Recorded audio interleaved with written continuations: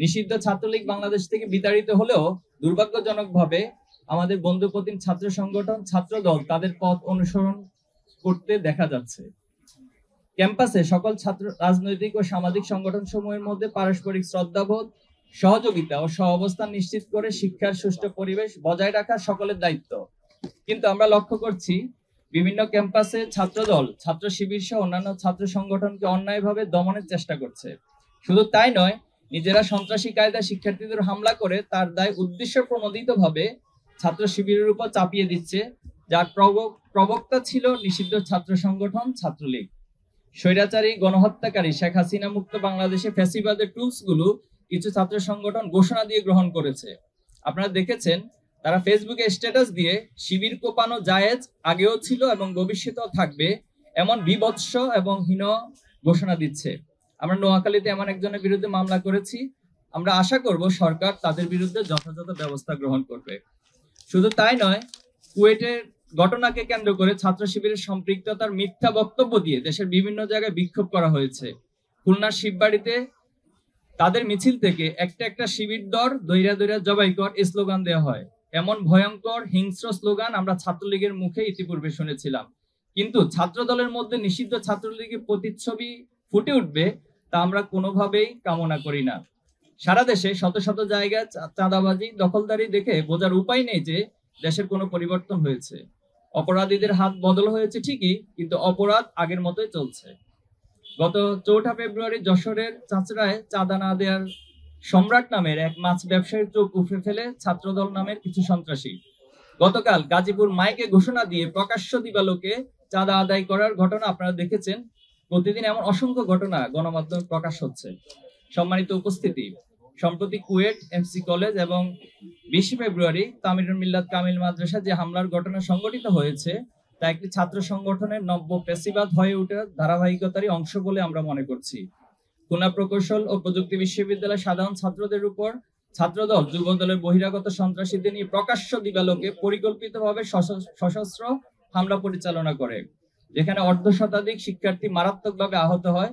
কিন্তু ছাত্রদল তাদের উচ্ছৃঙ্খল কর্মীদের বিরুদ্ধে ব্যবস্থা না নিয়ে উল্টো সেই সন্ত্রাসী কর্মকাণ্ডের দায় ছাত্র শিবিরের উপর চাপিয়ে দেয়। শুধু তাই নয়, প্রকাশ্য সংবাদ সম্মেলনে ছাত্রদল সভাপতি রাকিবুল ইসলাম রাকিব শিবিরের উপর দায় দিয়ে দেওয়ার মতো নির্দেশনা প্রদান করে, যার মাধ্যমে দেশবাসীর কাছে তাদের ঘৃণ্য পরিকল্পনা স্পষ্ট হয়ে যায়। একদিকে ছাত্র শিবিরের দায় চাপিয়ে দেওয়ার প্রকৃত ঘটনা আড়াল করতে চেষ্টা করে, অন্যদিকে যুবদল তাদের চিহ্নিত সন্ত্রাসীকে বহিষ্কার করার মাধ্যমে নিজের সাংগঠনিক সংশ্লিষ্টতা প্রমাণ করে। এই ঘটনায় দেশব্যাপী সমালোচনা ঝড় উঠলে তা ধামাচাপা দেওয়ার জন্য সিলেটের এমসি কলেজে আঞ্জুমানে তালামিজে ইসলামীয় কর্মী মিজানুর রহমান রিয়াদের সাথে শিক্ষার্থীদের হাতাহাতির ঘটনায় 2 জন জাহিদুল ইসলাম হৃদয় ও রিয়াদ নামে আহত হওয়ার দায় ছাত্র শিবিরের উপর প্রদান করে। পরবর্তীতে কলেজের অধ্যক্ষের বক্তব্যের মাধ্যমে প্রকৃত ঘটনা প্রকাশ পেলে ছাত্র শিবির যে সেই ঘটনার সাথে জড়িত নয় তা প্রমাণিত হয়। কুয়েটে শিক্ষার্থীদের রক্তের দাগ শুকাতে না শুকাতেই গত 20 ফেব্রুয়ারি টঙ্গীতে তামিরুল মিল্লাত কামিল মাদ্রাসা শিক্ষার্থী এবং ছাত্র শিবিরের ওয়ার্ড সভাপতি ফজলে রাব্বি সিফাতকে হত্যার উদ্দেশ্যে ছাত্রদল সন্ত্রাসীরা কুপিয়ে জখম করে। শুধু তাই নয়, জোরপূর্বক নিজেদের পক্ষে স্বীকারোক্তি নিতে একাধিকবার ছাত্রদল কর্মীরা তাকে নির্যাতন করে। আসামিকে ছিনিয়ে নিয়ে ছাত্র শিবিরের বিরুদ্ধে বক্তব্য নিতে ছাত্রদল নেতাকর্মীরা থানার সামনে মব তৈরির চেষ্টা করে। আমরা এই ঘটনার সাথে জড়িত সকলকে গ্রেপ্তার ও দৃষ্টান্তমূলক শাস্তি নিশ্চিত করতে প্রশাসনের কাছে জোর দাবি জানাচ্ছি। পাশাপাশি হামলার সাথে জড়িতদের বিরুদ্ধে সাংগঠনিক ব্যবস্থা নিতে ছাত্রদলের প্রতি আহ্বান করছি। প্রিয় সাংবাদিক ভাইয়েরা, অন্তর্বর্তী সরকার গঠনের 7 মাস অতিক্রান্ত হলেও এখনো দেশে আইন শৃঙ্খলা পরিস্থিতি স্বাভাবিক হয়নি। প্রশাসনিক দুর্বলতার সুযোগে এখনো দেশে নানা প্রান্তে অপরাধ সংগঠিত হচ্ছে।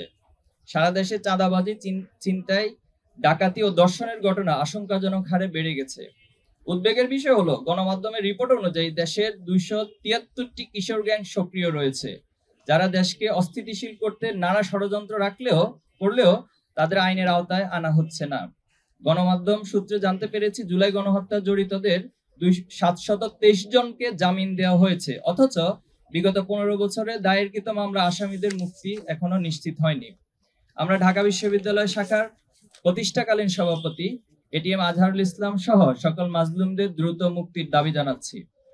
আপনারা জানেন, সম্প্রতি দেশে বিভিন্ন স্থানে ধর্ষণের ঘটনা ঘটছে। খুলনা জেলার বাটিয়াঘাটা উপজেলার জলমা ইউনিয়ন, শেরপুর জেলার জিনাইগাতির গজনী অবকাশ কেন্দ্র এবং রাজধানী থেকে ছেড়ে যাওয়া রাজশাহীগামী একটি বাসে 3 মাসের অন্তঃসত্ত্বা নারী সহ 3টি ধর্ষণের ঘটনা ঘটে। আমরা দর্শকদের গ্রেপ্তার ও দৃষ্টান্তমূলক শাস্তির দাবি জানাচ্ছি।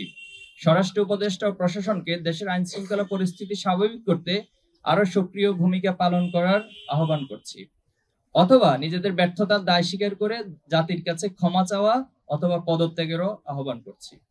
সম্মানিত উপস্থিতি, আমরা লক্ষ্য করেছি মুক্ত চিন্তার নামে এদেশে ইসলাম বিদ্বেষী একটি গোষ্ঠী পরিকল্পিতভাবে ইসলামের বিরুদ্ধে বিদ্বেষ ছড়িয়ে সাম্প্রদায়িক সম্প্রীতিকে বিনষ্টের চেষ্টা করছে। সেই গোষ্ঠীর এক ক্রীড়ানক জাতীয় শিক্ষাক্রম ও পাঠ্যপুস্তক বোর্ড এনসিটিবি এর পাঠ্য বই সংশোধন ও পরিমার্জন কমিটির সদস্য, তার মূল নাম হচ্ছে সাজ্জাদুর রহমান। তিনি রাহা নাম ধারণ করে আল্লাহ ও রাসূল সাল্লাল্লাহু আলাইহি সাল্লামের শানে চরম অবমাননাকর ও ধৃষ্টতাপূর্ণ শব্দ ব্যবহার করে একটি ফেসবুক পোস্ট দিয়ে দেশের সংখ্যাগরিষ্ঠ জনগণের ধর্মীয় অনুভূতিতে আঘাত এনেছে, যা ফৌজদারি আইন লঙ্ঘনের শামিল। আমরা অতি দ্রুত তাকে গ্রেপ্তার এবং শাস্তির আওতায় আনার জন্য সরকারের কাছে দাবি জানাচ্ছি।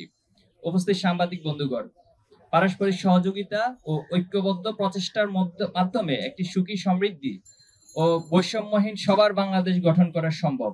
এক্ষেত্রে রাষ্ট্রের চতুর্থ স্তম্ভ গণমাধ্যম ও জাতির বিবেক, সাংবাদিক কর্মীদের ভূমিকা অপরিহার্য।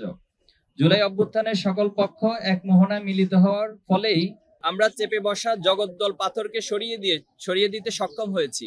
কিন্তু ফ্যাসিবাদ পরবর্তী বাংলাদেশে কতিপয় গণমাধ্যমের অপেশাদারী আচরণ আমাদেরকে ব্যথিত করছে। কিছু কিছু সংবাদ আমাদের কাছে এক পেশে বলে প্রতীয়মান হয়েছে। আমরা মনে করি এগুলো মিডিয়ার ইচ্ছাকৃত ভুল নয়, অসাবধানতা ও তথ্য যাচাইয়ের প্রক্রিয়া পুরোপুরি অনুসরণ করতে না পারার দরুন এমনটা হয়েছে। গত 1 জানুয়ারি বরগুনা পাথরঘাটায় পূর্ব শত্রুতার জেরে যুবদল কর্মী ছাত্রলীগ সন্ত্রাসীদের হাতে খুন হন স্থানীয় মিডিয়া এবং পাথরঘাটা বিএনপির আহ্বায়ক ওমর ফারুক সেই ঘটনার সাথে ছাত্রলীগ কর্মীকে দায়ী করে। কিন্তু আমরা লক্ষ্য করেছি জাতীয় একটি সংবাদ মাধ্যম সেই ঘটনার তথ্য যাচাই বাছাই না করে ছাত্র শিবিরকে দায়ী করে সংবাদ প্রচার করে। একইভাবে কুয়েটের ঘটনাতে আমরা লক্ষ্য করেছি শিক্ষার্থী ও ছাত্রদলের সংঘর্ষের সাথে কোনো ধরনের সম্পৃক্ততা না থাকলেও ছাত্র শিবিরকে দায়ী করে প্রতিবেদন প্রচার করা হয়। সিলেটের এমসি কলেজের ঘটনাতে কতিপয় সংবাদ মাধ্যম উদ্দেশ্যমূলকভাবে ছাত্র শিবিরের বিরুদ্ধে অপপ্রচার চালায়। এছাড়াও আরো একাধিক ঘটনা ছাত্র শিবিরকে জড়িয়ে সংবাদ প্রচার করা হয়েছে, অথচ ছাত্র শিবিরের সাথে এই সকল ঘটনার কোনো সংশ্লিষ্টতা ছিল না।